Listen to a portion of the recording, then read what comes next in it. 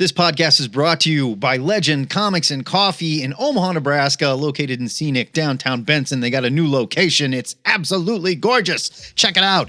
And by listeners like you. Go to Patreon/Two-Headed Nerd. Become a patron. Support this show. Once, they were two best friends managing a comic book store. But when an innocent blood oath went wrong, the two found themselves trapped in the same body, imprisoned in a strange pyramid made of long boxes, buried deep below their hometown, where they are doomed to discuss comic books until the end of time. They were once Joe and Matt. Now they are known as the Two-Headed Nerd. And this is their podcast.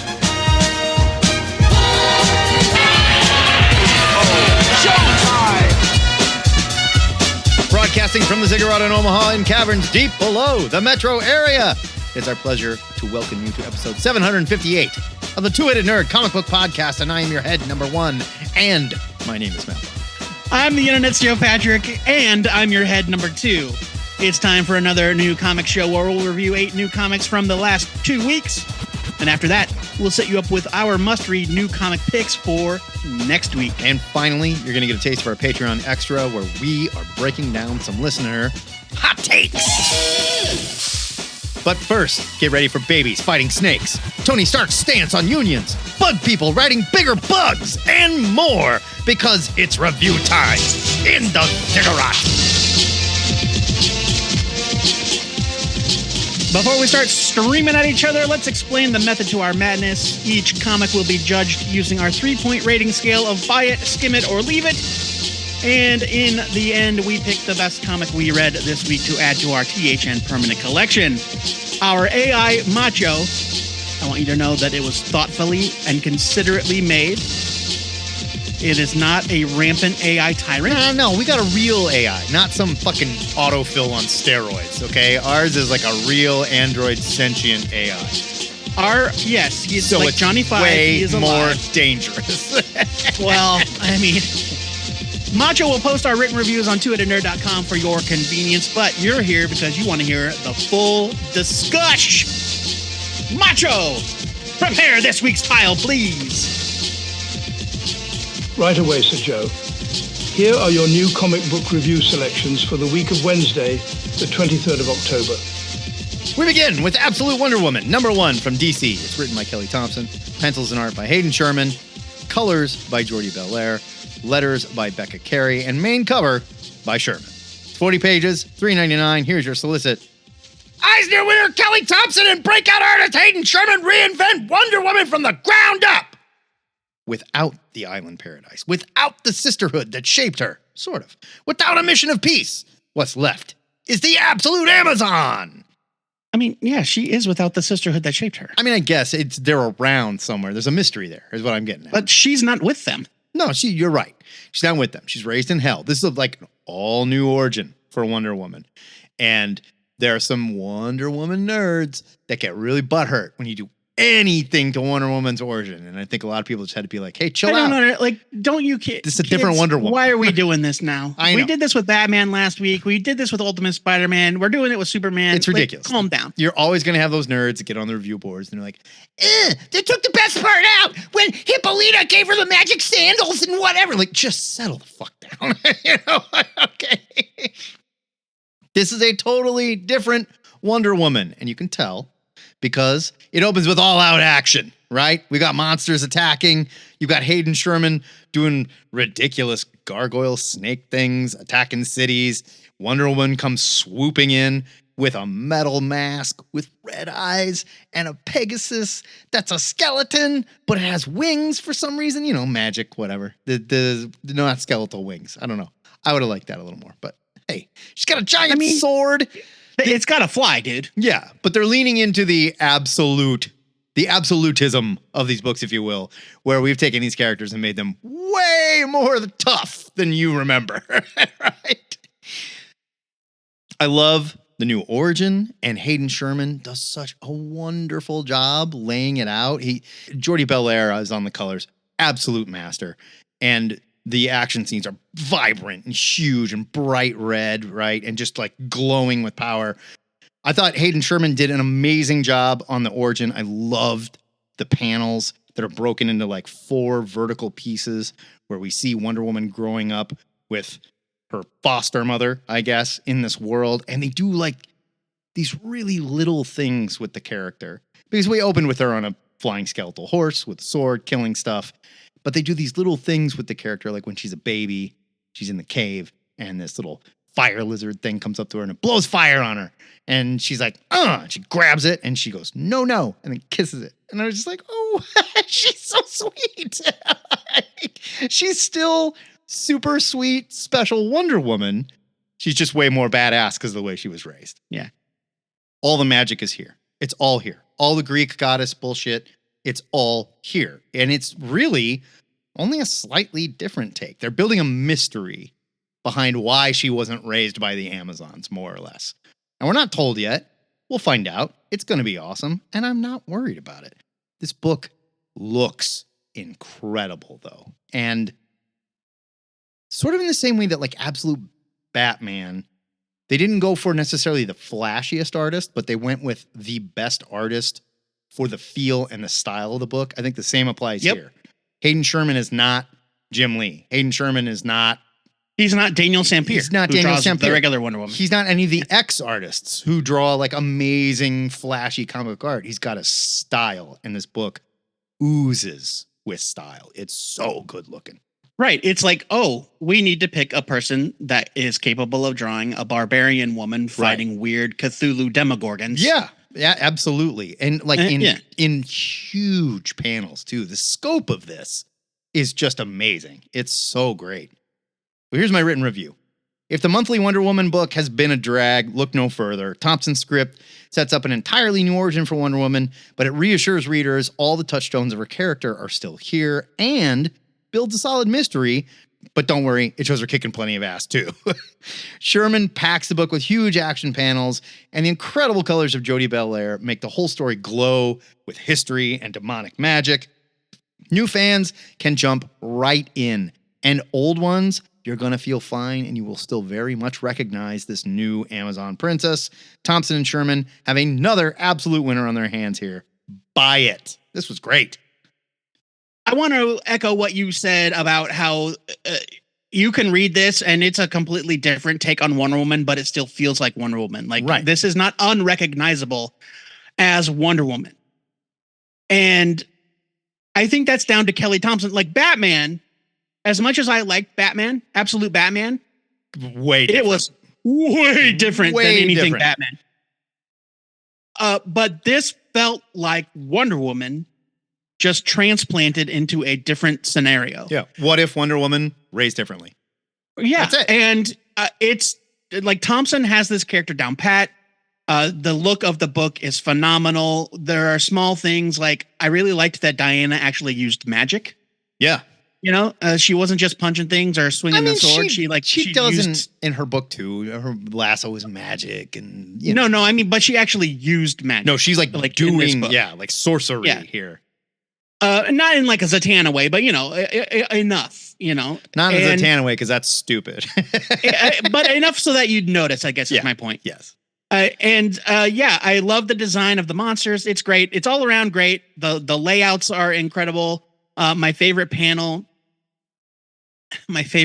is there are 2 pages here back to back, and they're not exactly splash pages, but they have very few, like 3 very large panels. And one is the king shit monster crawling up onto shore, confronting Diana. And she says, yada, yada, yada, go back to where you came from. Whatever you herald, tell whatever you herald that you were mistaken. This world is protected. And then the next page is the monster opening its horrifying Demogorgon mouth. And it goes, but it is not. It's like, oh my God. Really good. Like that sent chills down my spine. Really it's good. It's a buy it. It's very, very good. Oh, I forgot to mention this, but the design of Wonder Woman is great. But one of the things I love that Sherman did, she doesn't look like a white chick. He made her look. Hey, she looks Greek. Yeah, like Grecian, what are the Southern European? Go figure. Yes, like not bad, huh? Take notice, Catholic Church. Jesus probably wasn't white either, you know? Just throwing that out there. I don't think there's any probably about it, but yeah.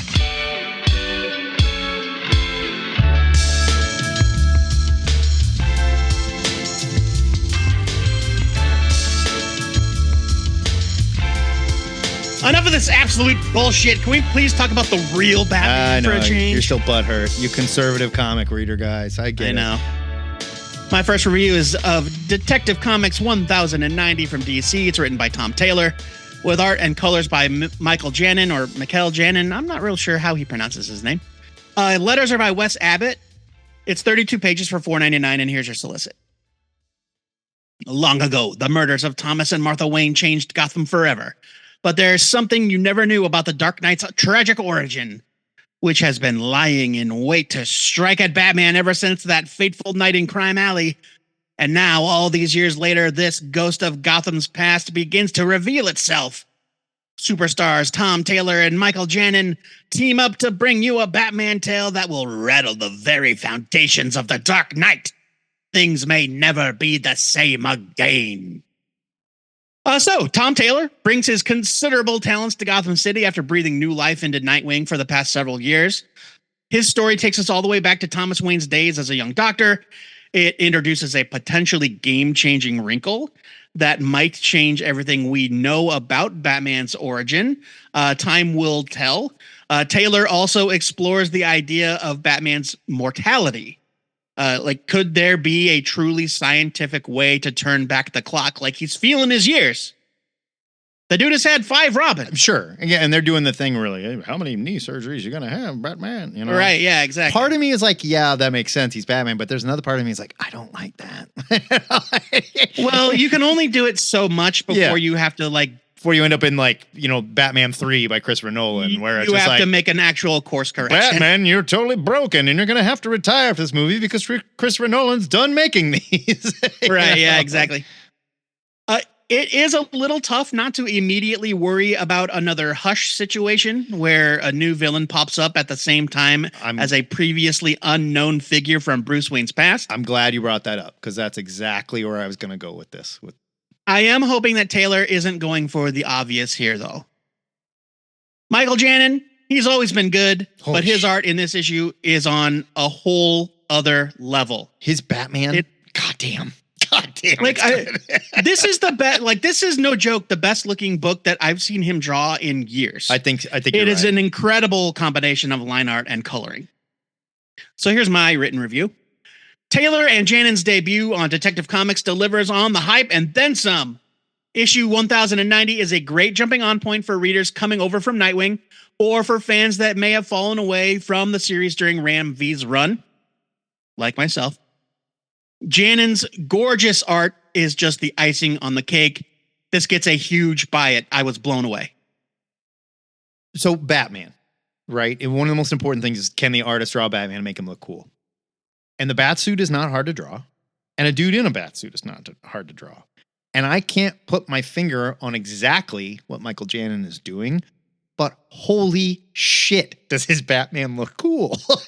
He's so great. And there's nothing, it's not like Kelly Jones who gave him big ears and we're like, that's Kelly Jones Batman, or Jim Lee draws him with all the pouches and lines and stuff or what. No, he's literally just drawn Batman in a Batsuit and it looks incredible. Here's what he's doing, Matt. He's letting the excellent design of the suit speak for itself. I agree. And that it doesn't have a bunch of extra lines. It doesn't have a weird texture to it. No, you're right. He's embracing what's great about it. And the colors in this, whether it's like him, in the cell and talking to someone with the green light, or he's jumping, through the city with all the neon lights, the color is just sickeningly gorgeous. Yeah. I am a little worried about the Hush thing. I hope Tom Taylor is smart enough to bait us with that, though. Right? We don't know that that's what's happening. We don't. But it's easy to worry. It is easy to worry. You can't not that's what's think happening. about it when that. If you've read Hush and you read this, I hope that Taylor is a smart enough writer to red herring us, like bait us, meta style. Or you say, or you pull the Band-Aid off right away, and you say, well, of course it's this. the mystery of the identity of the villain was never the point. Yeah, I suppose if there's a larger story, I'm okay with that as well. But it better be. But he's got to do it like real quick. He's got to do it really quick, and he's really got to pull it off. That's probably even harder to pull off than what I'm talking about. Where go ahead and fake it to the very end, and then give me a good swerve. I mean, I hope they don't, because I really like the story of the new friend. Yeah, it's interesting, but I don't think Bruce is allowed to have friends, Joe. I know, but the Thomas Wayne twist, I don't know how you felt about it, but don't even bring it up. No, I'm not going to say it. But the solicit for the book, the reviews of the book, all of the discussion about the book has been about this thing that Tom Taylor does that adds something to the origin of of Batman. Once it is revealed. Like, once I got to that point in the comic, I went, oh. Yeah, so 9 times that's what we're doing. 9 times out of 10, when you add something to Batman's origin, I hate it. And you don't pull it off, and I can't stand it. And I will say, when they did it here, I went, oh, my. Yeah, right. It seems effective. I'm giving this a massive buy it. This is a great return to form for Detective. I did not dislike the Ram V stuff. I think it went on. No. I just lost track of it. I think the Ram V stuff was guilty of going on too long. I think that's its only fault. It was a pretty hefty story.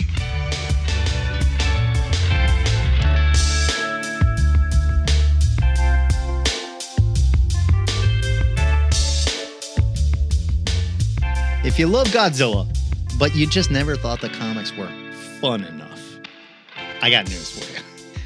Tom Scioli is doing a Godzilla story, so you might want to tune in. It's Godzilla's Monsterpiece Theater, #1 of 3, IDW, by Tom Scioli. And he did everything. All of it. He's a one-man army. Well, as he does on all of his projects. 48 pages, $6.99. This is #1 of 3, if I didn't say that. Here's your solicit. Godzilla takes on his greatest foe yet, the Great Gatsby. The year is 1922. Mysterious man of luxury, Jay Gatsby, throws lavish parties from his palatial Long Island estate, all in hopes of attracting the attention of his love, Daisy Buchanan. But his affair is interrupted as his party attracts the one thing more dangerous than love, Godzilla. And let me tell you, if they did this in the pages of The Great Gatsby, I would have enjoyed that book a little more. Now, Gatsby has no choice but to turn his undying will away from his love of Daisy and on to revenge against the monster who destroyed his home. Come along with Gatsby on a journey of a lifetime in 3 oversized issues as he combines forces with the greatest men of the 20th century to stop its greatest monster. Written and drawn by cult favorite comics creator Tom Scioli, who worked on Fantastic Four, Grand Design, Jack Kirby, The Epic Life of the King of Comics. And GoBots and G.I. Joe versus Transformers and so many fun comics. So right off the bat, I should say, I am a huge Tom Scioli mark. So chances are I'm going to like whatever he's putting out. With that said, when you decide you're going to go for this Godzilla versus the League of Extraordinary Gentlemen kind of vibe, right? Yeah. It's a leap.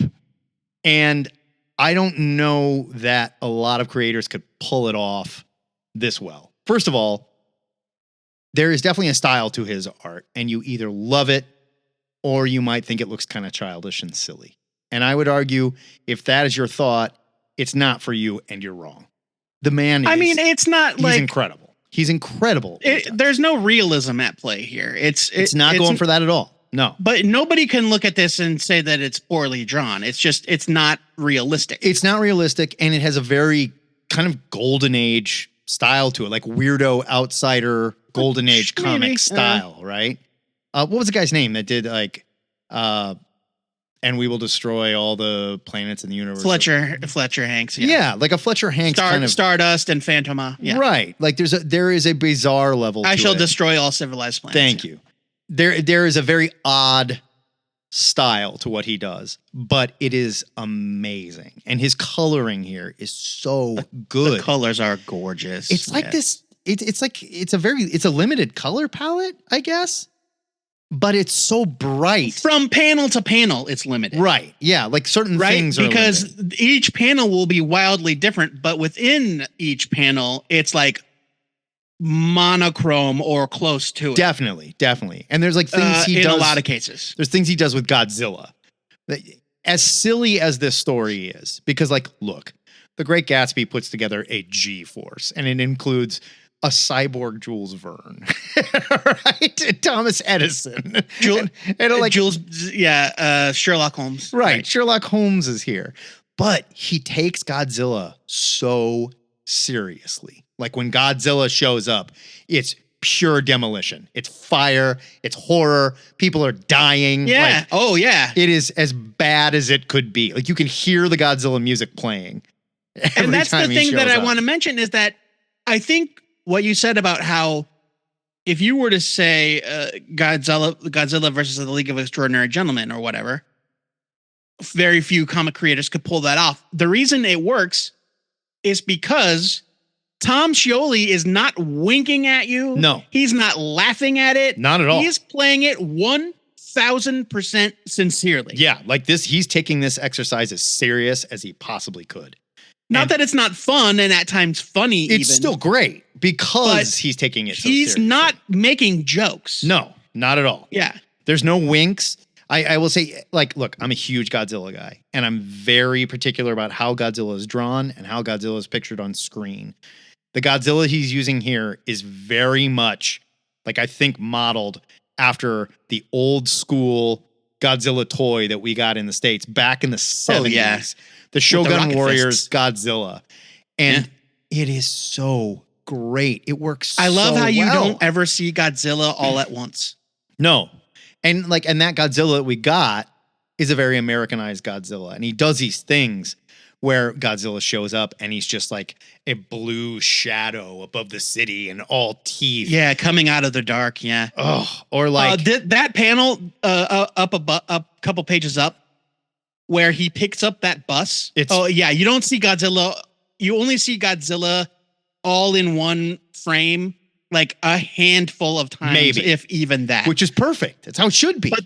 But there's a panel where he picks up a bus.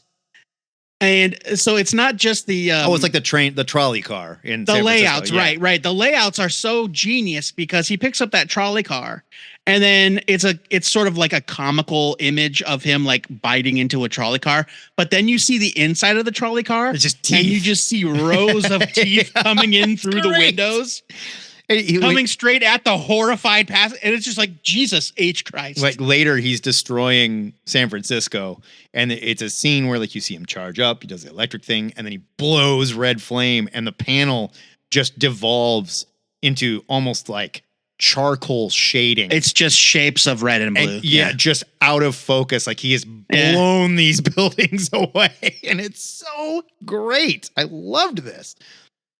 So here's my review.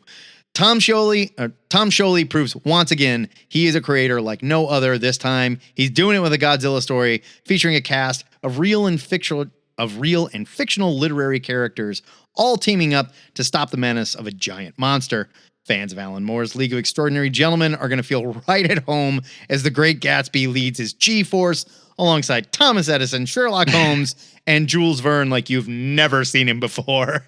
Scioli's style and single vision can be lost on some, but if you love a read packed with surprises that takes the threat of Godzilla very seriously, you will have a ton of fun with this comic. It is a buy it. You'd be lost on idiots. I mean, look, I get why this doesn't work. Sure. Yeah. I for get a it, larger audience. I totally understand. Right. It's like, you know what? Not everybody loves Jeff Lemire, but you know what? Those people are wrong, but I get it. I get why. Yeah. So we already kind of went into, like, I couldn't contain myself. We already kind of got into it heavy. It's so good. It's so great. It's so fun. Tom Scioli, like Benjamin Mara, like Michelle FIFA, like all of those guys that are contemporaries right now that grew up idolizing and loving Image Comics. Yes. And the extremity of comics the extremes that comics can go to. They are not making jokes about this stuff when they do these projects. When you read Terror Destroyer, or What We Mean by Yesterday, which is Benjamin Mara's Patreon thing that I've subscribed to since the beginning. Wonderful. It's funny and it's fun and it's wild, but he is not laughing. No. He's showing you what he loves, and that's what's going on here. I'm so glad that I did not read the solicit for this comic. I didn't even really look at the cover. Because, IDW sent us a review copy. I was just like, okay, I'm just going to open the file and go. Like, what was on the cover didn't even register. And when I got to it, when I finally was like, wait a minute, The Great Gatsby. It was a complete surprise to me somehow. And I'm so glad that that's how I experienced it. But knowing that in advance is not going to spoil it for you. No, not at all. It's amazing. It's amazing. I loved that he got called out for calling his group the G-Force. And I just assumed that it was for Godzilla. No way. Godzilla. Gatsby and Force, Sherlock Holmes baby. was like, Gatsby Force, huh? And Gatsby was like, well, I had to call him something. That's great. Look, this is a huge buy. Yeah. Phenomenal. To what you're saying, like, look, I get it. When you look at Detective Comics, they're playing the hits. They're killing it. They're Chapel Roan. They're sexy. They got a huge hit. Tom Scholey, he's playing jazz. There's only one Chapel Roan. And jazz is not for everyone. But it's harder to play than hot to fucking go. All right, calm down.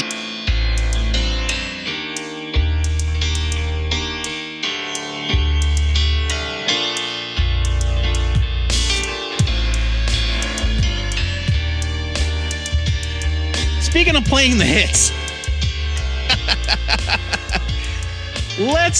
let's do something kind of familiar. It's Iron Man #1 from Marvel Comics. It's written by Spencer Ackerman, with art by Julius Ota.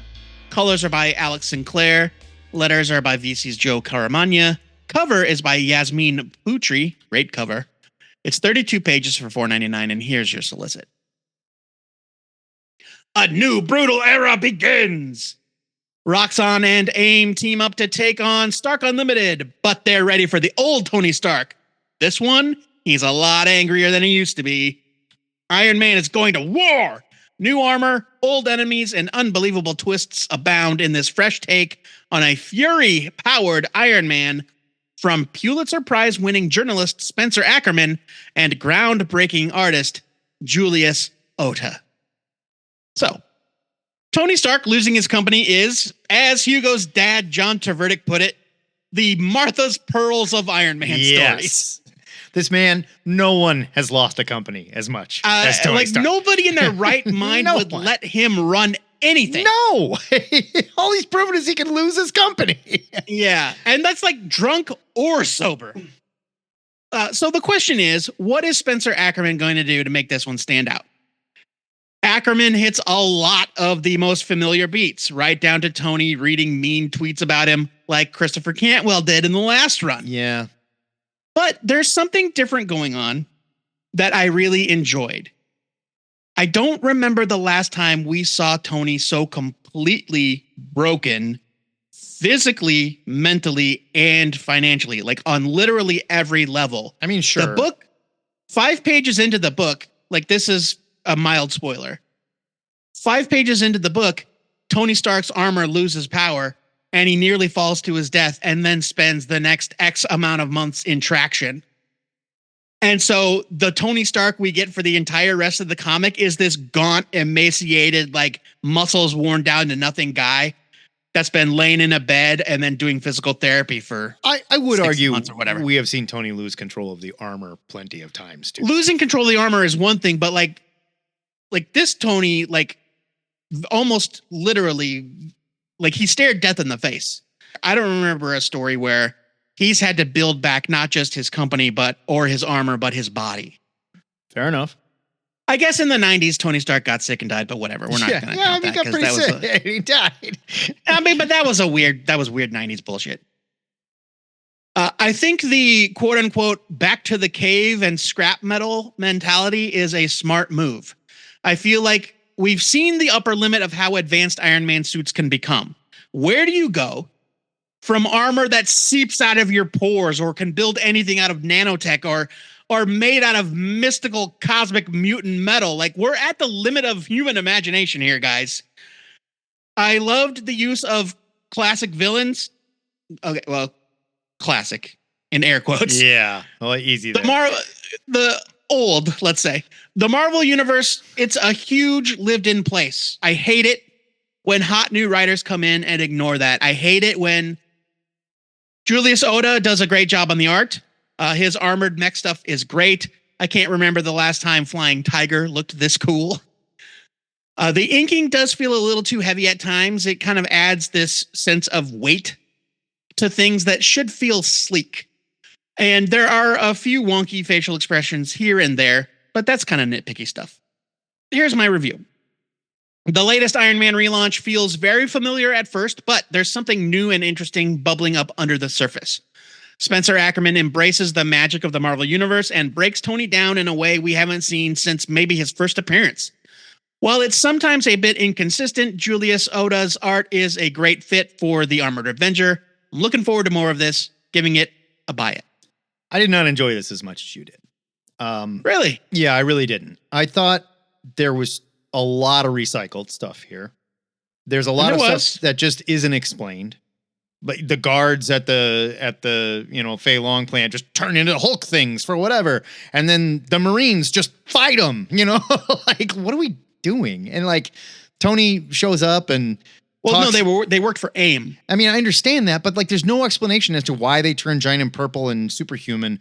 But they work for AIM. Human Marines can jump on their back and put them in a chokehold, and they're fine and flip off them. Like, I mean, I get like, those weren't even the Marines; those were the employees. But the one dude used to be a Marine. And he says that, and I don't know if it's a comment on like they're superheroes too or whatever. I mean, I don't think so. I just think that, but it's really unexplained. And then like Tony does this thing where like, well, we're putting together a union, and that's great. I fully believe that Tony is full on pro-union, sure.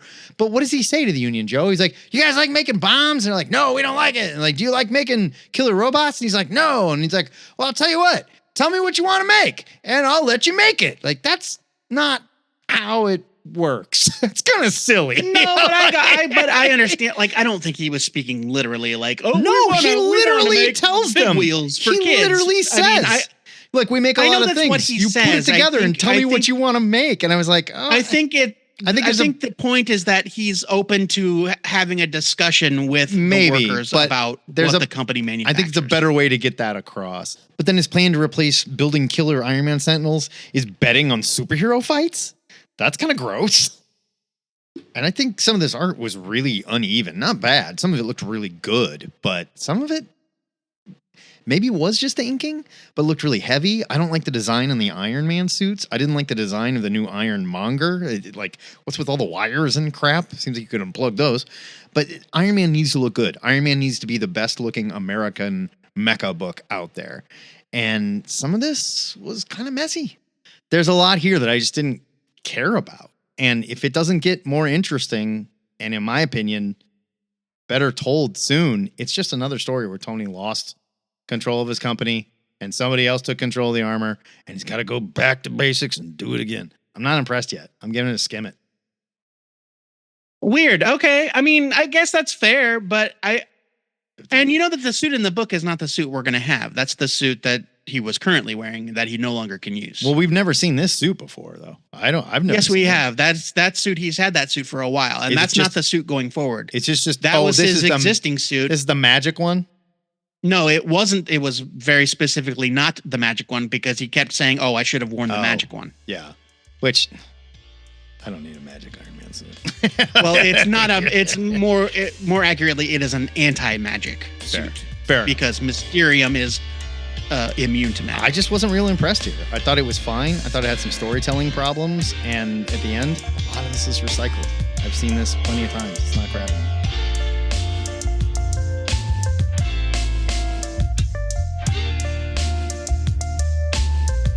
And now here are your comic book review selections for the week of Wednesday, the 30th of October.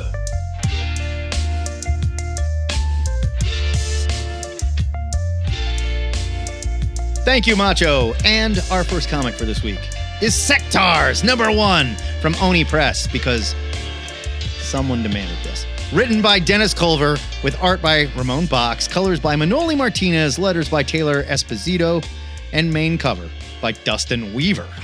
Bunch of covers by very famous artists. Wild. I know. Dustin Weaver. Why? 40 pages for $3.99. Here's your solicit. In the farthest regions of the Nacelverse. How does Joe Patrick like to pronounce it? Nacelle, like in Star Trek, the nacelle, the port nacelle. Writer Dennis Culver, who worked on Justice League Incarnate, and dazzling artist Ramon Box, who worked on Star Wars Bounty Hunters, transport you to the world of... I made a face there, and I feel like Matt laughed at that, but I think we both had the same reaction. Yeah, the Sectaurs, warriors of Symbion. Millennia passed on the distant planet Symbion, a genetic experiment that failed, and evolution took a strange turn. The result of this cataclysm, a world where insects can grow to monstrous proportions, and whose inhabitants have taken on the weird and wondrous characteristics of insects themselves. So they're not insects, they took on the characteristics of insects? They evolved to develop insect-like properties in order to commune with the insect. I just thought they were insectoids. Also insects, but I guess. Well, no, Matt, because some insects are bugs. So that's racist of me to say humanoids. They were bugs that ride bigger bugs, and I apologize for that, okay? I mean, I don't know if, like, that thing that he rides, that does not look like any bug I've ever seen. It's a bigger bug. You agree it's a bigger bug? It's a bigger bug, yeah, but I don't think it looks like a bug. I think it looks like a fucking alligator with hair. They call it an insectoid. It is an insectoid. I know it's a bug, man. I'm not arguing the fact that it's a bug. I'm saying it doesn't look like a bug. Telepathically bonded in battle, Sectaurs warriors unite with their insect companions, Joe Patrick, in the ultimate fight for survival. It's like you don't listen to me at all. Return to the fantastic alien realm of Symbion as the heroes of this classic 80s toy line return to forge their legend anew. Calm down. I mean, it's classic. It's classic. We're tossing around the word classic willy-nilly a lot this week. It is classic. In an all-new series from Oni Press and the Nacelle Company. Nacelle. I don't know how it's pronounced. I don't care. We get an info. All I know is that on Star Trek they pronounce it. Gotcha. Nacelle. That's it. We get an info dump. It sets everything up really well. I was really glad for the info dump, to be quite honest. The info dump is very good. But from there, we get a lot of names, a lot of introductions, a lot of ideas, a lot going on. And I think maybe, and I'm not saying we need to slow down the Sectaurs book. I get it. This is for kids, right? Right. Hold on. Pump the brakes. Right. Yeah. It's not Game of Thrones where there's too many houses and too many rules. Yeah. But it's also no Game of Thrones. Like, no, you can't just throw in a little bit of political whatever. You can't try to turn Sectaurs into Game of Thrones. I mean, you could. You arguably could. That's I guess you not could. What we're doing here. You will fail. Yeah. But okay. And they even said, like, in some of the stuff where they were like, this was being previewed, they were like, Game of Thrones meets whatever. And like, really? I don't know. The art is fine. It's okay. It's fine at some points. At other points, not so much. This bug looks like it's wearing a fur coat. Right. And it's got, unlike other bugs, it has sharp teeth. It's got a weird monster mouth. Yeah. This bug is not throwing up on anything and eating the puke. You know, like that's not what this fly is. It's eating things the real way. Right. It does have a wasp butt and bug wings though. So I'll give it that. But like Ramon Box, I feel like I have seen be legit good before. I think that personally speaking, I often confuse Ramon Box with Ramon Perez, and they are two completely That is not who I'm artists. confusing it with. I'm thinking of Ramon Box. No, I know. But Ramon Box has drawn things. Ramon Box is the sort of artist who we would look and see, he's drawing Civil War frontline. Okay, fair enough. Yeah, Marvel He's drawing the slice of life side book, and it's okay. Marvel fill in, DC fill in. Yeah, Ramon and Box. I feel like here he is kind of affecting his style a little bit to make it more animated. Like there are panels that look very like Jack Kirby or Alex Toth-ish. Yes, and I don't think, which I think is good. I think that that was good to me. I was like, good job. I think lean into that. Instinct is good. I don't know that it's always working. Well, I think the problem is that he doesn't do it the entire time. Yes. And we end up with things with like characters with spider heads that ride bigger spiders, and their dad is a giant. But also, yeah, but he's got, what is that guy? What kind of I don't bug is know. that man? Like it's got Matt? like 3 balls on his head with spikes. What kind of man is, what kind of bug is that, man? Yeah, there's just the anal beads tied up at the top of his head like a ponytail. This is like the definition of doing too much. You know what I mean? Like, which again is not their fault. They inherited this shit. No, but I get it. But you could still From the take 80s. a very Star Wars approach where we're obviously the good guys. These are obviously the bad guys. Go. Sure. Yellow lasers, blue lasers. Right. You know, Yeah. and flesh it out a little bit instead of trying to flesh it all I out do think here. that this General Grievous panel is pretty cool, though. I mean, sure, there's a guy with 4 arms. I think and he's that's a got- pretty good panel. He's got 3 testicles on his head, 2 of which have spikes. I assume the back one He's is a got- spike too. We can't see it. The back I don't know. one must also have a spike. It's Yeah. the rule of 3s. There's a lot going on. So here's my review. The creative team did some homework here, and they're taking the Sectaurs relaunch very seriously, but not in the same way that it worked for Tom Scholey's Godzilla. You agree with that, right? The story comes off as one. Yeah. I mean, the difference is that there is no such story as Godzilla versus the Great Gatsby. Sure. The story So- here comes off as one giant info dump. It doesn't help that names are dropped in every panel, and the art seems to rely on very simple tropes like attractive smiling characters are good, and if you have fangs or a bug head, you're evil. If you can see their hair on top of their heads, then they're the good guys. Right. If they're wearing a weird mask, they're bad. The art doesn't help the action much either, and while the world is fleshed out, some messy action and generic characters left this feeling like a free comic you might get with an action figure. Sectaurs #1 suffers from uneven art, too many characters, and it's trying to disguise it, but this is a very generic plot. I'm giving it a skim it. It's not that this was bad. It wants you to think that it's more complex. Yes, Then right. it And is. I think Dennis Culver is an okay writer. Yeah.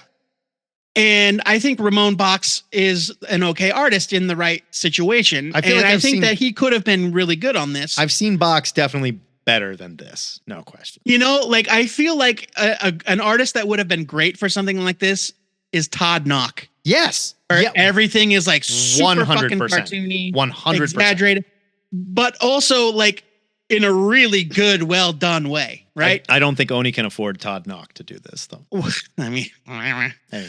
I think the nacelle verse, Oni, it seemed like such a desperate move to get into the licensed comic game that all that was left was this bottom of the barrel nonsense. Okay, let's take it easy there, pal. There's people that love this. You know, Are there? Yeah. Yes. Who? There's 100% Okay, I mean, people sure. that are nuts I about don't Sectaurs. give a look. Joe, Sectaurs lore vehicle videos on YouTube get way more views than we do. Okay? That's not saying much, Matt. And it's not even that like Tiger Sharks or SWAT Cats. I was too old. No, Sectaurs was out like right in the thick of my toy buying mania, and even at age 8 or 10, I was like, Sectaurs are bullshit. But that has nothing to do with this comic. No, it doesn't. I feel like, for me at least, there's nothing really about the nacelle verse that hooks my interest, and this comic didn't really do anything to change that. I will say, shout out to Ian Mondrick on our Discord when we finally met our boy Waspax. I was like, dude should have had an axe. Yeah, bullshit. Dude didn't have an axe, but he was the one character I knew. Okay, keep in Because we mind, talked about him on Discord. when we read the prelude to the Nasal verse, we loved it. Gave it a buy it. Raved about it. But that was really well done, though. I'm not saying it wasn't. It was all these creators. And also, it was Biker Mice from Mars. But it was the fucking Great Gazoo or whatever his name all is. these creators giving you a preview of their book. Yeah, I know. Throwing it out there. You're right. But now that we're here with Sectaurs #1, I'm like, Yeah. it's a skim it. Prince Dargon must defend the Shining Realm against the forces of the evil Spidrax. The Sectaurs are coming, and they're beyond your wildest dreams. Sectaurs! The adventure begins Monday at 4:30, right here on WCIX Channel 6. All right, let's get away from the licensed stuff, at least for now. It's spooky season, and we have not covered one horror book yet.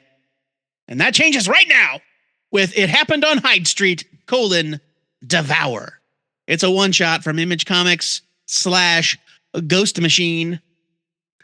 Apologies in advance. It is written by Metal Shut. I'm going with that. Art is by Layla Leyes. Colors are by Alex Sinclair. Letters are by Rob Lee. The cover is by Ivan Rice.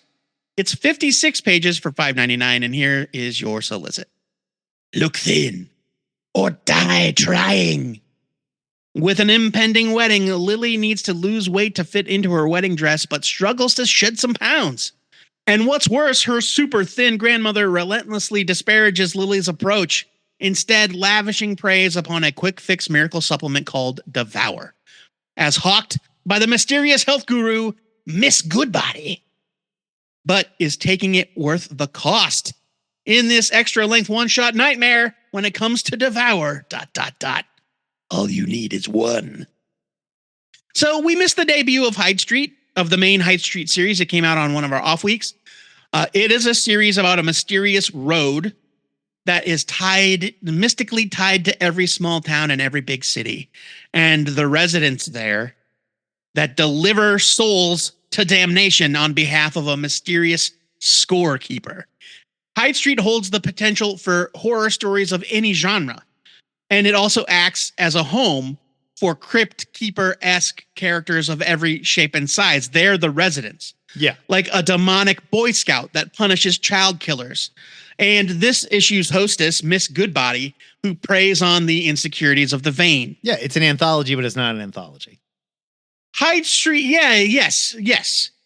This one-shot is a multi-generational story about a family of women obsessed with their weight and who control it with something hideous found in a jar in Miss Goodbody's shop.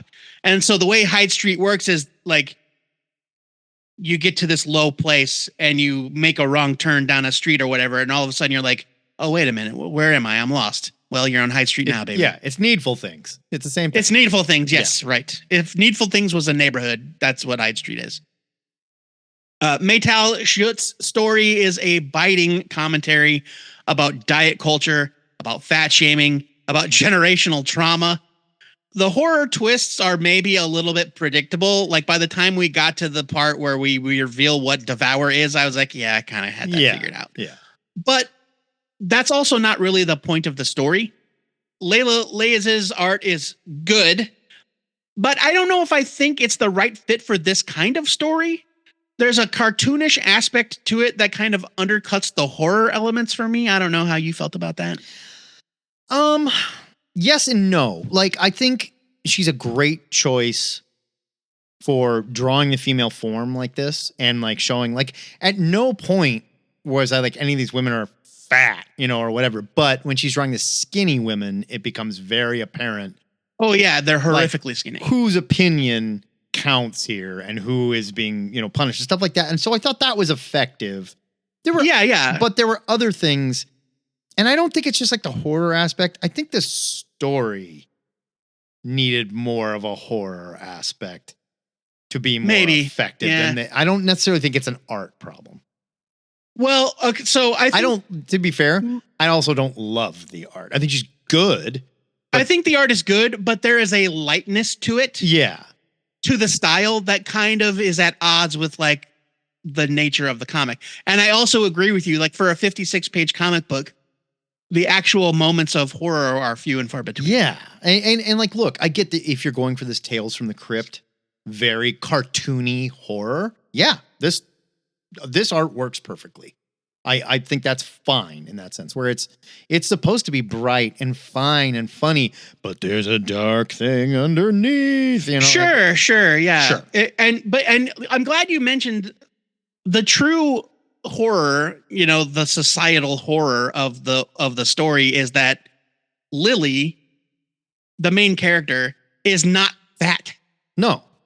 She's not fat. No. She's just a little bit overweight. She's a little too big for her wedding dress. She's being judged by people that are freakishly skinny. Yeah. Right. It's just like, man, if that doesn't feel too real, I don't know what does. Here is my review.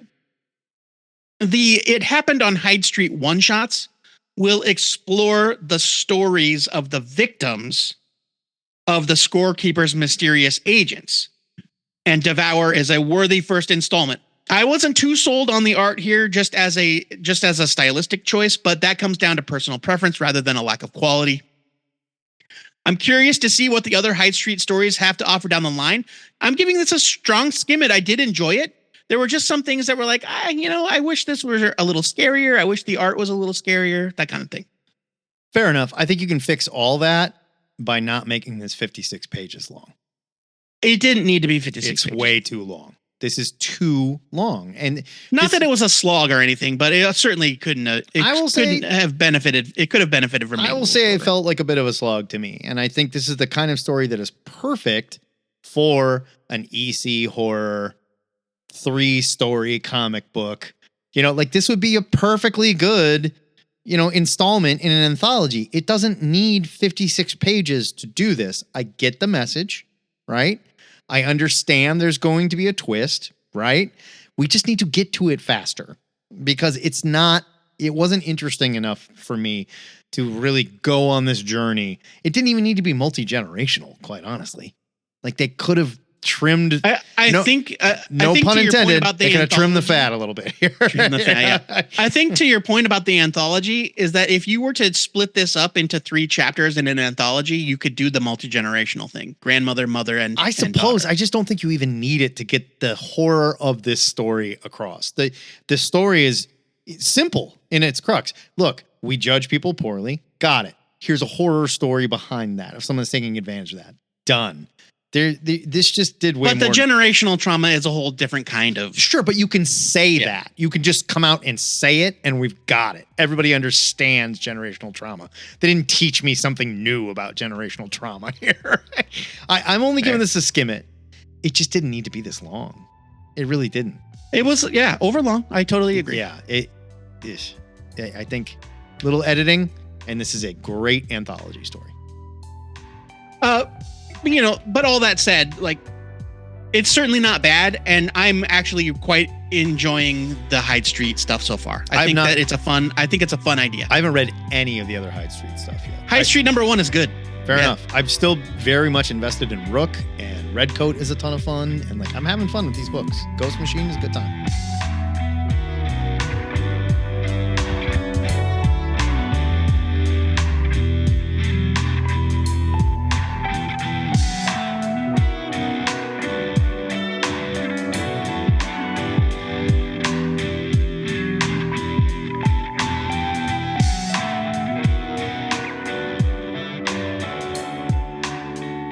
To all things, unending. And this week we saw the ending of Zeb Wells' run in Amazing Spider-Man number 60 from Marvel. It's written by Zeb Wells, pencils and art by John Romita Jr., inks by Scott Hanna, colors by Marcio Menez. I'm going to go with Menez. Letters by VC's Joe Carmagna, and main cover by John Romita Jr. It's 64 damn pages for $7.99. Here's your solicit. Special oversized finale! Zeb Wells says goodbye to the Amazing Spider-Man in style with his collaborators John Romita Jr., Ed McGuinness, and some other special surprise guests who aren't as famous as Ed McGuinness. When one era ends, though, another begins, as the 8 Deaths of Spider-Man gets a special prelude by Joe Kelly, who's more famous than Mark Buckingham, so he does not need to be named either. And this is Legacy 954. Yeah. Letting us know 1000's coming, Joe. It's coming. It's coming, yeah. Just like the final episode of Seinfeld, this one starts in court. And like Zeb Wells, they do a nice job with the courtroom scene. She-Hulk's here as Pete's lawyer. I like that. That's fun. But they do a nice job sort of summing up, hey, here was the major push of the story from the Zeb Wells Spider-Man. And we're getting a little finale here, if you will. And Peter learns an important lesson that sometimes you can play it as fair and square as possible. You're still going to lose, because Tombstone, he's a smart guy. And I will give You don't play by no rules. Well, but he's also Zeb Wells did a thing with Tombstone, and I've been very up and down with Zeb Wells Spider-Man. So have you. Yes. We've been critical of a lot of things, but I will say one of the things he did really well in his run was flesh out the complexity of Tombstone as a character. He's not just this mob boss. Yeah. Evil I have bad guy. enjoyed the simmering plot of Tombstone and his daughter and that whole deal. I didn't really think Gang War was very good. It wasn't. But I like Tombstone as a character, yes. Right. And his kind of rise. 50% of what Zeb Wells did during his run that I read, I really liked. And the other 50%, I went, I don't need that at all, right? Sure. Right. And this did a nice job reminding me of a lot of the things that I liked. I got to say, this is some of the best John Romita Jr. I've seen in quite a while. This looks really good. Something magical happens when John Romita Jr. and Scott Hanna team up. Really? They were the art team all the way back on the Straczynski Amazing Spider-Man back in Junior's heyday. And I think that this book looks gorgeous. Yeah. I think that this is gorgeous Romita Jr. art. It's really nice. And it has this there ain't no weird dog-faced gorillas in this comic. It has this updated John Romita Jr. 2000s Spider-Man feel that makes it feel timeless, but still look really slick. Like the battle scene with the obligatory battle scene, I should say, with the Sandman who just shows up to fight. I will say it's like, yeah, you know what? We've all made our peace with Sandman's hair. Don't rob me of Sandman's hair. But it looks great here. The 2-page spread of Spidey fighting Sandman.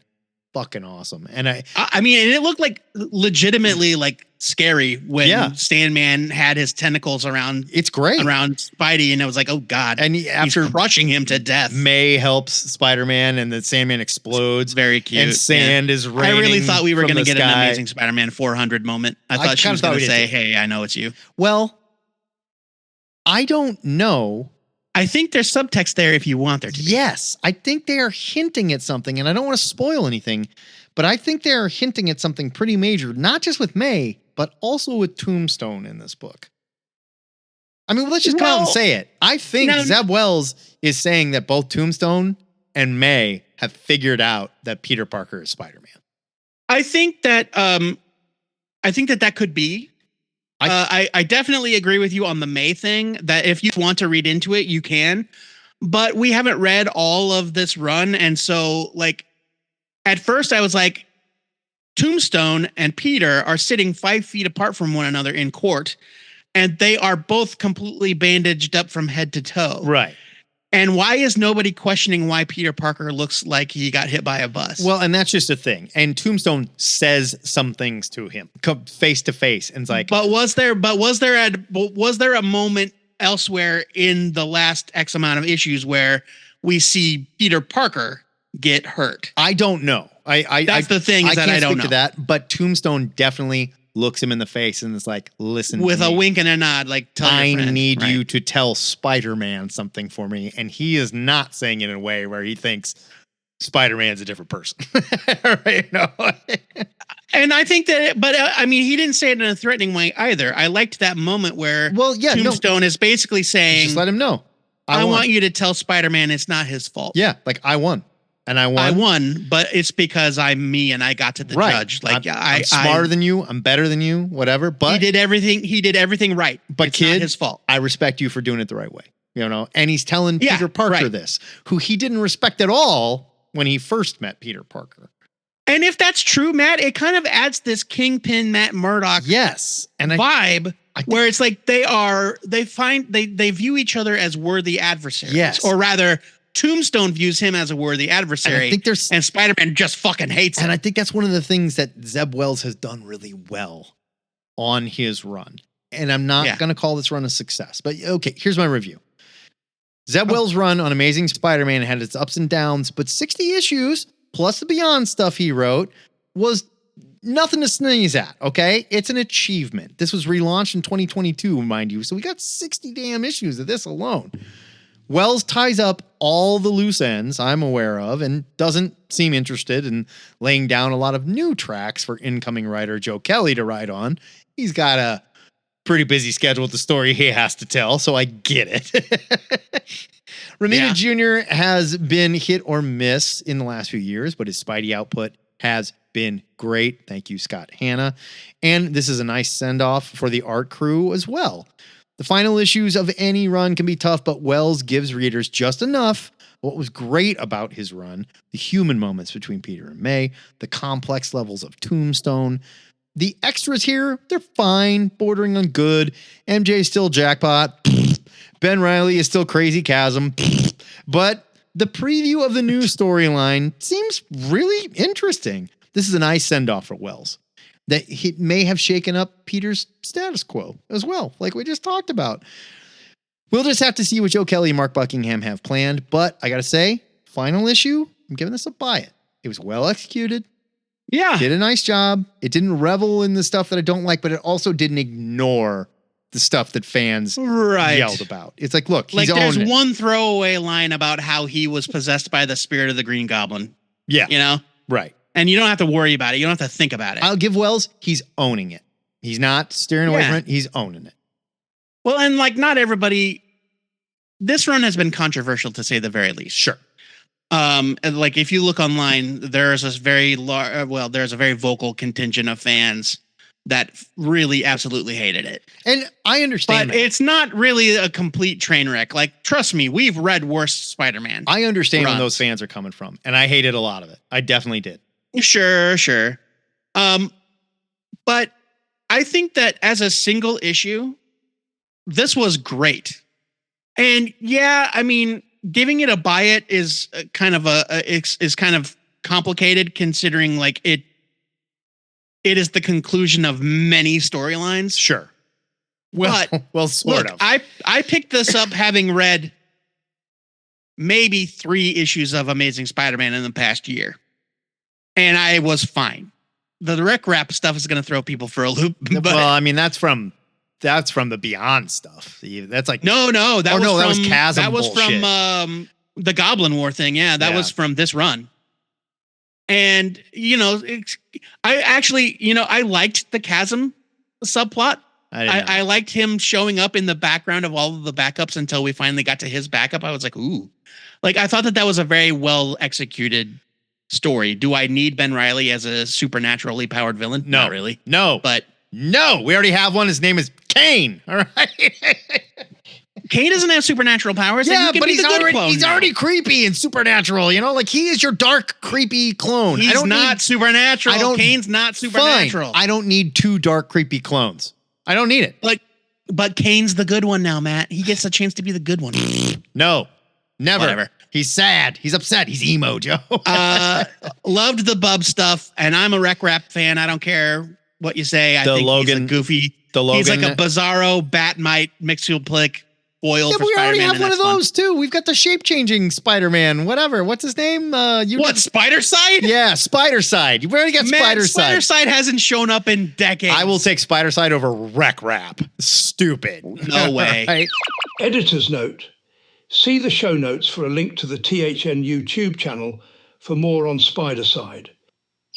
I did think the Bubs extra with Logan, with Spider-Man showing up for Wolverine's the Bubs birthday. thing was really very good. That was great. That was legit great. I don't mind Mary Jane with powers like they've sold it to me.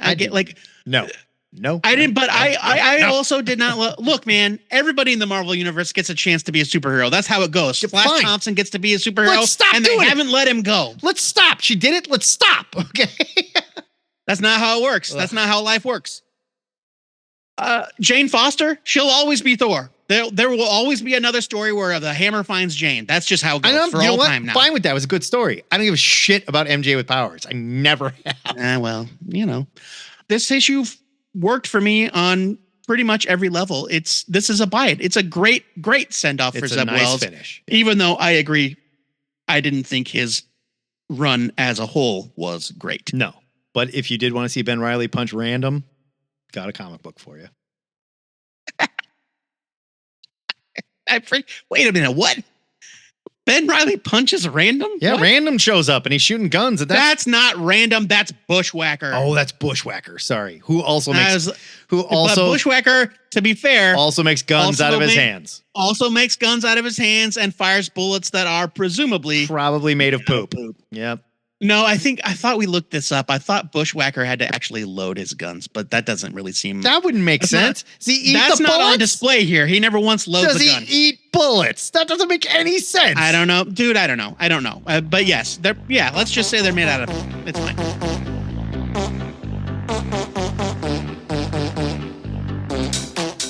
Gosh, have we already done 7? My gosh, time flies. Our final review of this week's episode goes to, thank God, another horror comic. We're ending on a scary note with the Hexiles #1 from Mad Cave. Great name, by the way. I like that. Title. It's written by Cullen Bunn, who is, as we have stated, the king of independent horror comics.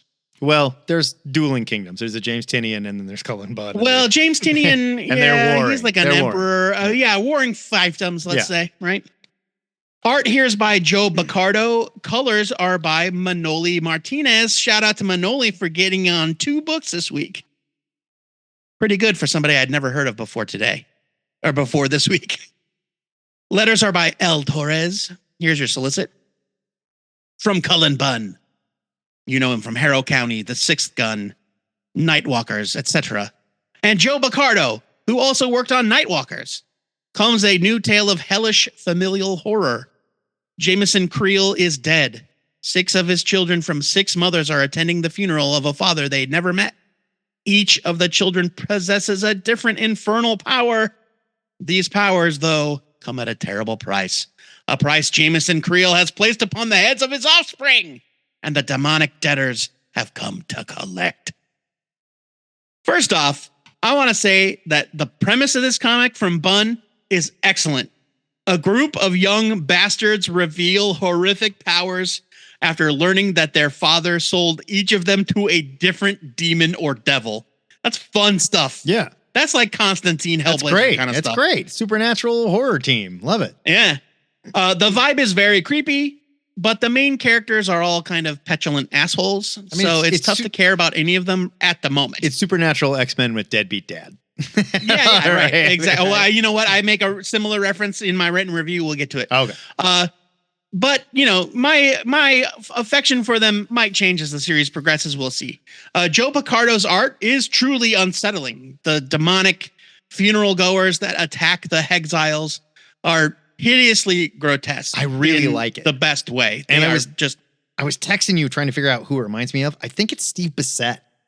I think that's who it's. Oh, you know, maybe a little. I think that's what I'm getting from it. Not in the not necessarily in the quality of the line work, but maybe in the style. Yes, stylistically of the designs and stuff. To me, like Baccardo's gritty style, it's reminiscent of artists like Ben Temple Smith, Alex Maleev, and Leonardo Manco's Vertigo heyday. It's Manco, crunchy looking. Yeah, you can definitely very dirty looking, very gross, very scary. Like really scratchy panels and stuff. Very scratchy panels, textured. The facial expressions on the human characters do tend to get a little goofy, you know, but that's a minor nitpick. So here is my review. The Hexiles, #1, presents a great premise with a bit of an uneven execution. But the art is great, and what's not to love about a group that is essentially the New Mutants if their powers came from hell instead of the X gene?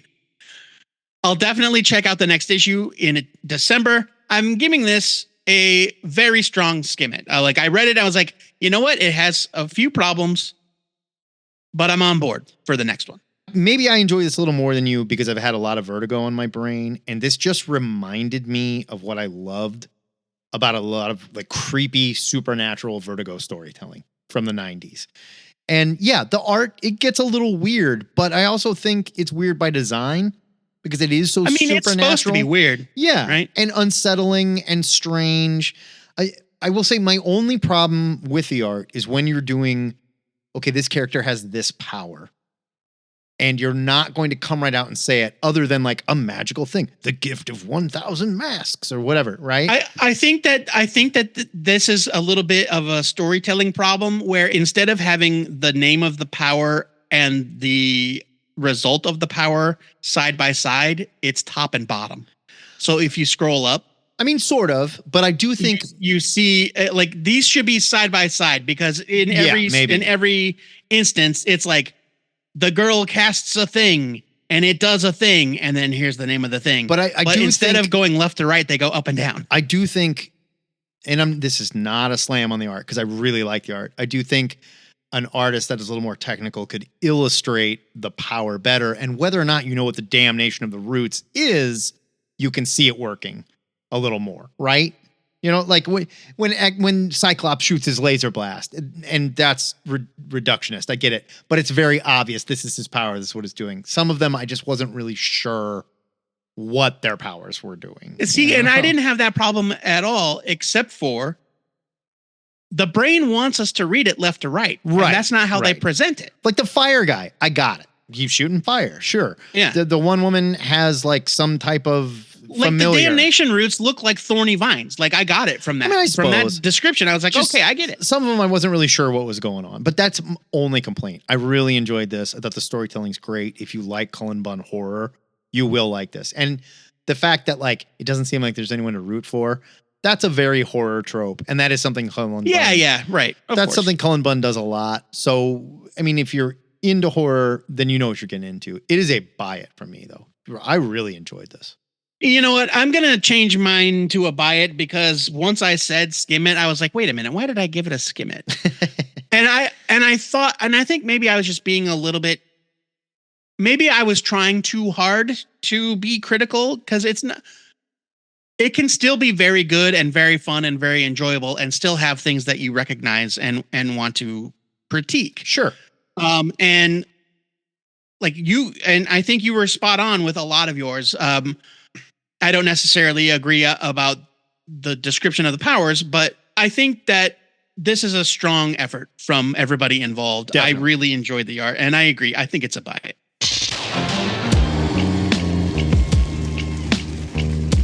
We've got links with more details and our written reviews for these comics in the show notes on twoheadednerd.com. Matt, before we move on, we each need to pick a comic for Macho to add to the THN permanent collection. What's it going to be? It's Godzilla Monsterpiece Theater. It is not close. It's not close. That book, and I admit, huge Godzilla fan, huge Tom Scholey fan. But like, I didn't know there was going to be a point in my life where the two would collide and it would be so effective. Like, I loved it. You love The Great Gatsby. You love 20,000 Leagues Under the Sea. Just so many ideas in here. They're like, there's even like a 2-panel thing. They were like, and Dracula notices that America is suddenly interesting. I totally forgot about Dracula. Whoa, right. What the fuck was that? Yeah. I completely forgot about Dracula. I loved it. For me, it's a toss-up between Absolute Wonder Woman and Detective Comics, and honestly, I thought you and I were going to pick... We were each going to pick one. But if it came down to which was which... pardon me, if it came down to choosing which one... I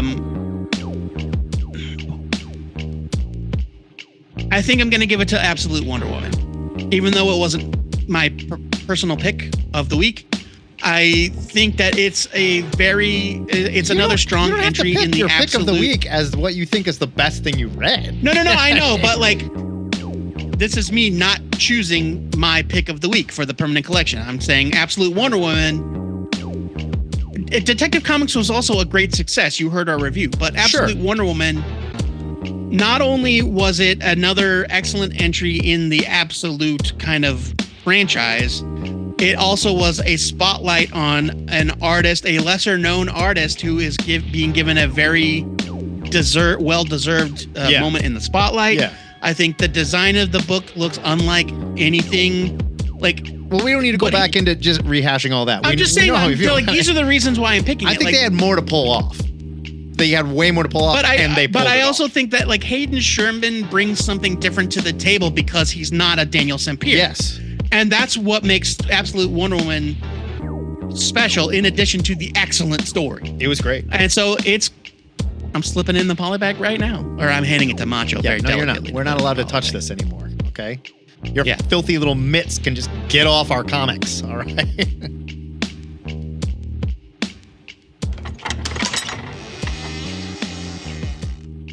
It's time to head to the THN Sanctum Sanctorum to make our must-read picks for next Wednesday, November 6th. Joe Patrick, I know this election cycle has been rough on you, and you're looking to cleanse your palate with something nice and sweet like the, I don't know, Josie and the Pussycats Annual Spectacular. But remember, part of this exercise is putting on your old comic shop manager apron and selling it to me. And seeing as I am not into Archie's kids comics or a pervert or both, this could be a tough one for you. Look, man, if you don't think that I could sell you a Josie and the Pussycats comic, you have not been listening to me for the last 25 years. I know that you cannot. My pick for next week is JSA #1 from DC Comics. It's written by Jeff Lemire with art by Diego Olortegui. Apologies, Diego. It's 32 pages for $3.99. Here's your solicit. The new era of the JSA begins here. Longtime fan favorite characters Hawkman, Hawkgirl, Jade, Obsidian, Jesse Quick, Our Man, Ted Grant, just call him Wildcat, what the hell? Yeah. And Sandman are all back on the roster. Is he as not DC's Wildcat? first. What? Is he not Wildcat in this? I mean, yeah, he's in costume as Wildcat. I don't know why they didn't just call him Wildcat. That's odd, right? Yeah, that's why I'm asking. Like, what the? Yeah, it's confusing to me.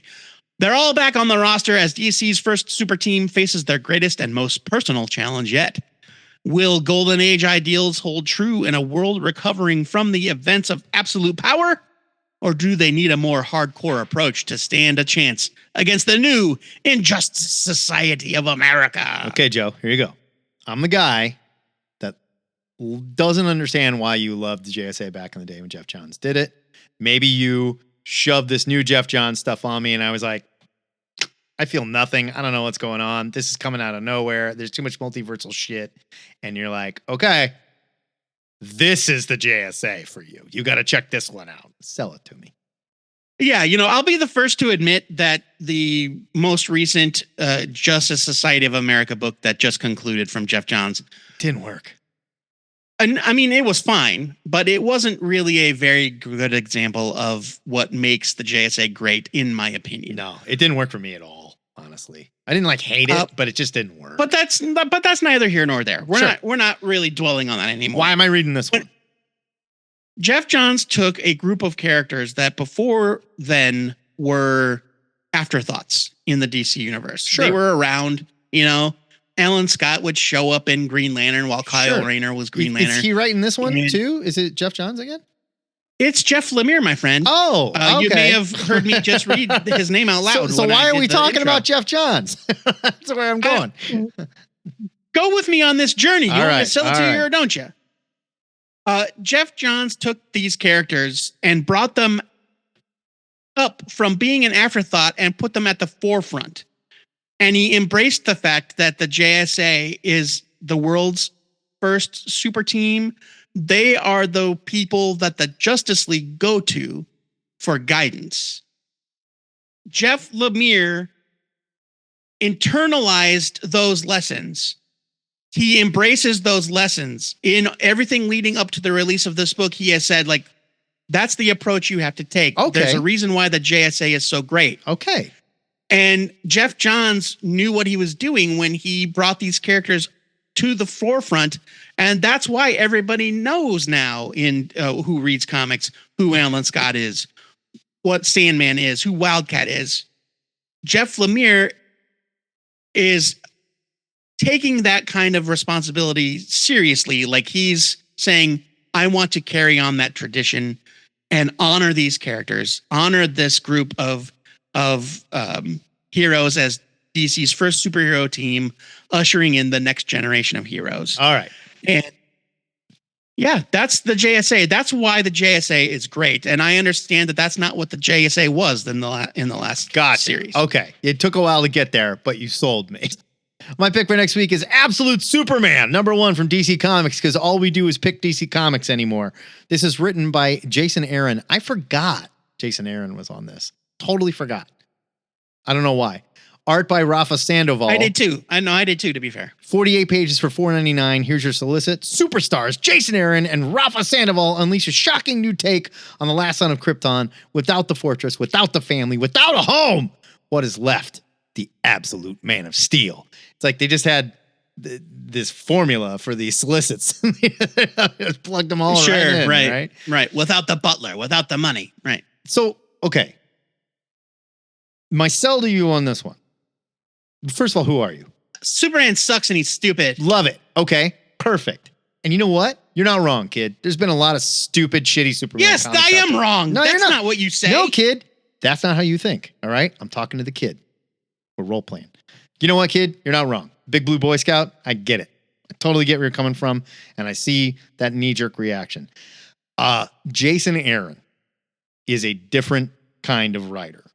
And I don't know if you've read any of his stuff before, but it is not sweet. It is not cute. And he is not known for writing the kind of Superman stuff that you generically don't like. I would argue there's some good stuff in there, but I also get where you're coming from. This is going to be a very different Superman. And I think if you look at the cover, you can see how different it is. Now, I'll give you this. And this is meta speaking here. I do think they played a little safe with Rafa Sandoval on art. The other two books, they made art choices, but this book looks great. It looks great. It's gonna look awesome. Sure. You Right. know? So this is not your Blue Boy Scout. This is not the Superman that you hate, kid. This is a completely different one, and I think you need. In to fact, make he's wearing choice. black. He's wearing black. He's got his hair's in his face because he's feeling all his feelings. He's got the millennial hair flop. Yeah, His man. hands are on fire. He looks just like you douchebags. Look at him. Come on. You're not a good salesperson, Matt. I'm sorry. You're just saying that because I insulted Superman comics and you can't role play. You told me you hate him. Come on. You called me a douchebag. Is what I'm saying. Well, yeah, but I mean, like, look at you kids. You're a bunch of douchebags. You know, look how you dress. What's this skibbity bullshit? Get out of here. You know. Sorry, that should have been part of my role play. Superman is dumb. Skibbity toilet. Got to go. Before this episode is taken down due to us giving up the rights to our own characters years ago for a pittance. We were really young. We needed the money. We didn't understand what we were signing. Okay.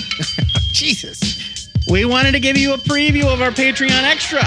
When you become a patron for as little as $1 a month, you can get full access to all kinds of extra THN content, just like this. Welcome to another THN Patreon Extra, where we save the good stuff for the people that pay for this damn show. You can get access for as little as $1 because we're bad at capitalism. But one thing we're really good at is examining your hot takes. We begin with our very own, it's Brian Domingos. You may know him better as Brian Domingos. Great guy. He's got a hot take here. Here's his take. Marco Cacchetto, which we just found out, that's how he pronounces his name, is the secret weapon on Zdarsky's Daredevil and Hickman's Ultimate Spider-Man. He's so good, it overrides the mediocrity. So, our take here. Ultimate Spider-Man, Daredevil, they were fine. It was Cacchetto that was the magic. How hot is this take? This is pretty hot. Well, I think that there are levels to this take. I think this is Firestorm's head hot. Nuclear Man hot. Okay. I didn't realize we were ranking them on a scale of... No, I'm just throwing it out there. I mean, but I think this one's hot. Diaper Baby to Da Bomb or whatever Hot Takes uses. Or Hot Ones uses. So I think that there are multiple questions being asked in this take. Or multiple points being put forward in this take. The first is that Marco Cacchetto is a secret weapon that elevates every story that he draws. I don't think that's a hot take. I think that is a valid take. He's not saying everyone. He's saying specifically these two. I think the idea that Marco Cacchetto is an artistic powerhouse secret weapon is not a hot take. I think that is a valid take. He is amazing. And anybody with eyeballs would have that same opinion. He's amazing. Now the question I think the take that Zdarsky's Daredevil is mediocre. I think it started strong and ended mediocre. I agree with that. I agree. I don't agree that Ultimate Spider-Man is mediocre. I love it. I've loved every issue. So, are you current? Yep. Okay. I'm one issue behind, and I'm not going to say that I dislike it, but I will say I'm never in a hurry to read it because it's fine. I think it looks really good. And Hickman's done some stuff that is cute and I like it, but the story's not grabbing me by the collar and shaking me. Well, or anything. here's the thing about Ultimate Spider-Man It's is slow, that man. it's slow. You agree? no. I think there's a difference between a book that is ... fine and a book that is so like slam bang high stakes that you've just got to see what happens next. Sure. Like his Avengers was. Yeah. Or like many of his X-Men, but some of his like, it's just a character study. I guess. Yeah. I guess the stakes are low, which might make it seem like, you don't have to be in a rush to read it. And that's fine if that's your opinion, but I love it. And like, I am quick to read it because I really I'm there for the character stuff. It's like Superman and Lois, the TV shows. Patrick Gauthier was talking on follow me here. Patrick Gauthier was talking on the Discord this week. Okay. He got all caught up on Superman and Lois. He says, I think this last season has been kind of, I think this last season is a little bit weaker. You can tell that they cut the budget. It's the final season, blah, blah, blah. And then he made a comment about the character stuff kind of bogging down the story sometimes. Sure. And I'm paraphrasing, and he and I hashed it out and we clarified. But the idea that when I'm coming to a project like Superman and Lois, I'm not there to see Superman punch anything. I'm there for the character stuff. I mean, sure. Fair. And that's how I feel about Ultimate Spider-Man. I'm going to say this. If there were a different artist on Ultimate Spider-Man that I didn't like as much as Kiketto, I might stop. Well, there was a different artist on it for like 3 or 4 issues. I might stop. I think he was only on there for 2. David Messina drew it for 3 months, I think. And Messina's good. Messina's good. I like Not Messina. as good as Kiketto. Not as good as Kiketto. No. But yeah, I don't know. I think this is I agree with this take is spicy. I don't know if I would consider it hot. I think I agree with this take. I think it's pretty hot. I think it's hot in the sense that they're saying Zdarsky and Hickman, kind of mediocre, this stuff. But I don't disagree. Daredevil ended in a mediocre place. I stayed on it because I stopped reading Daredevil. Intense. I didn't care. And I love Daredevil, so I'm kind of a captive audience, but I'm aware when it's not as good. Ultimate Spidey, it's fine. I kind of feel that way about all the Ultimate stuff right now, though. I'm sort of over it. I like him. No way. I like him. Over it. Oh, well, to be fair, I haven't been reading Ultimate Black Panther, but You've been reading Ultimate X-Men? Just because I'm behind. I'm behind on Ultimate Black Panther and Ultimate X-Men, though I did read the first several issues of Ultimate X-Men. Excelsior! That is it for THN 758. If you dig our new comic reviews, check out our YouTube channel where you can subscribe to each show separately. We got a back issue show. We got a gang hang. We got a new comic show too. You just heard it. Or you can listen to them as podcasts on YouTube Music. Next week, our back issue show returns. But if you need more THN before that, join us for the THN gang hang on Saturdays at 11 o'clock Central. Check out our Discord for details. Joe Patrick, what else can they do at our Discord? You can share in our shock and delight that the Wonder Man show actually exists. Who fucking knew? Right? Knocked me over with a feather. Yeah. I did not expect to see that today. You can rally behind FCO Placentia against Greg Capullo's brand of macho gatekeeping. And you can place your bets on whether or not George R.R. Martin's Winds of Winter will ever see the light of day, let alone some random spin-off about Bravos. There's George. No bet here. There is no bet. I mean, you want to throw down $100 in a long shot, feel free. Or maybe you just want to answer the question of the week. This week's question: what is your favorite Halloween-themed issue, story, episode, etc., of something that's not typically associated with the horror genre? For example, my answer was the Halloween heist episodes of Brooklyn Nine-Nine. Oh, so good. I will accept Halloween episodes of stuff like Buffy or Supernatural because those tend to have a different flavor than the normal episodes. Sure. Please keep your question of the week suggestions coming. I am running out of ideas, and there isn't a holiday every week, so themes are hard. You can sign up for our Discord with the link at twoheadednerd.com/Discord. You can post about any of our segments there, or if you don't dig on the Discord, you can send an MP3 submission for the Comic Pushers, for Ask a Nerd, or for any of our segments to twoheadednerd@gmail.com, and we will put you on the show. Just remember, the Worldwide Ziggurat has a strict no jerks allowed policy. If you're new to this show and you're regretting your Rec Rap tattoo, I assure you, SPIDERCIDE tattoo is not much cooler. And maybe you just haven't heard enough of us. Otherwise, you get a better Spider-Man tattoo. The good news is you can hear the entire run of THN in our digital longbox archive at twoheadednerd.com. THN is a listener-supported podcast. It would not be possible without the generosity of donors like our newest patron, Kevin Miller, who has a full Scarlet Spider back tattoo. Scarlet Spider, cut off, sweatshirt, the whole shebang. Yeah, the classic Scarlet Spider. It is amazing. And if you like what you hear every week, it's easy to support the show, just like Kevin Miller. You can sign up to be a patron at patreon.com/twoheadednerd. Do you think there's anybody out there with a Rec Rap tattoo? No. Absolutely not. I mean, I just feel like I feel safe in saying that it does not exist. I just feel like it's like Rule 34, right? You know, it's like if it exists, then this. I don't think you know what Rule 34 is. I know exactly what Rule 34 means, man. Okay. I mean, it's like Rule 34. Because it's not about tattoos, Joe. Guys, before we go, our weekly shout out goes to Hugo Taverdick, Lincoln Bunger, Lincoln's dad, John Bunger, Jim Stafford, Frank Cirillo, and everyone else who drew alongside me during this month's Inktober Challenge. Word to all of my fellow artists. You can check out everyone's work in the Creators Workshop channel on our Discord. This episode should hit on the last day of the month. So here's hoping for a strong finish.